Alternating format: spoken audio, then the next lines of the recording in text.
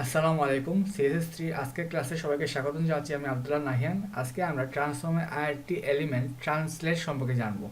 ট্রান্সলেটের কাজটা হচ্ছে যে কোনো বক্স বা ডিপকে এসে টাক্কা দিয়ে সরিয়ে দিয়ে, ঠিক আছে। এবং ট্রান্সলেটের মানটা বা ভ্যালুটা হয় পিক্সেল আকারে।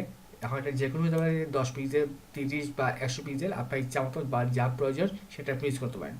আমরা একটু প্র্যাকটিক্যালি দেওয়ার চেষ্টা করি, তাই জিনিসটা একটু ক্লিয়ার হবে, ঠিক আছে। আচ্ছা, আগের মতো ওই সেম কোডটা আমি ইউজ করছি। এখানে একটা বক্স নিছি এবং একটা এই যে বক্স ডিজাইন করে রাখছি আমরা। এখন আমরা জাস্ট হোভার ইউজ করব। আপনার অলরেডি মানে আগেই বলছি যে ট্রান্সফর্মের কাজগুলো হোভার দিয়ে দেখাইলে বুঝতে খুব ইজি হবে, ঠিক আছে। এবং নর্মালি হোভারই ট্রান্সফর্মের কাজগুলো হয়ে থাকে, ঠিক আছে। আচ্ছা, আমি আগের মতো ক্লাসটা নিলাম এটা হোভার ইউজ করার জন্য। হোভার। আচ্ছা, তারপর দিলাম যে ট্রান্সফর্ম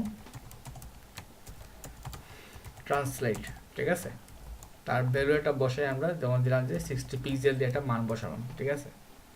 আচ্ছা, আমি পেছনে এরর দিই। যে আমি কার্সও নিলাম, দেখেন এটা বাম থেকে ডান দিকে সরে যাচ্ছে, ঠিক আছে। বাম থেকে ডানে সরে যাচ্ছে। আচ্ছা, আপনি যদি এখন যে মাইনাস ইউজ করি তাইলে এই জিনিসটা ঠিক রিভার্স হবে, মানে ঠিক উল্টা দিকে হবে। যেমন বাম থেকে ডানে যাবে, মানে বাম দিকে যাবে। আগে কি হয়েছিল, ডান থেকে বাম দিকে গেছিল, ঠিক আছে। আচ্ছা, আবার আমি যখন ওয়াই অক্ষ বরাবর মানে উপর নিচে করতে চাই তাহলে কি ইউজ করতে পারি, জাস্ট ওয়াই। ওয়াই দিলে বক্সটা কী হবে, নিচের দিকে নামবে, ঠিক আছে, নিচের দিকে। আর আমি যদি যখন মাইনাস ইউজ করি তাহলে কী হবে, বক্সটা উপর দিকে যাবে, উপর দিকে।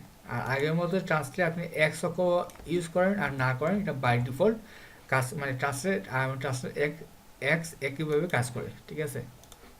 এই যে একই জিনিসটা একইভাবে কাজ করতেছে। এটা থেকে ট্রান্সলেটের কাজ, যে কোনো ধাক্কা দিয়ে সে সরিয়ে দেয়, ঠিক আছে। বিভিন্ন ধরনের অ্যানিমেশনে ট্রান্সলেটের কাজটা করা হয় থাকে। আমি যখন প্লাস দেই, যেমন যে সেম কাজটা এখানে করতেছে, সেম কাজটা সে করতেছে এখানে, ঠিক আছে। এটা হচ্ছে কি ট্রান্সলেটের কাজ। এবং বিভিন্ন ধরনের অ্যানিমেশন বা ডিজাইনের ক্ষেত্রে ট্রান্সলেটটা অনেক মানে কাজে লাগে আর কি। তো আশা করি আজকের ক্লাসে সবাই বুঝতে পারছেন। আগামী ক্লাস দেখার আমন্ত্রণ রইল। আজকে এখানে শেষ করতেছি। আসসালামু আলাইকুম।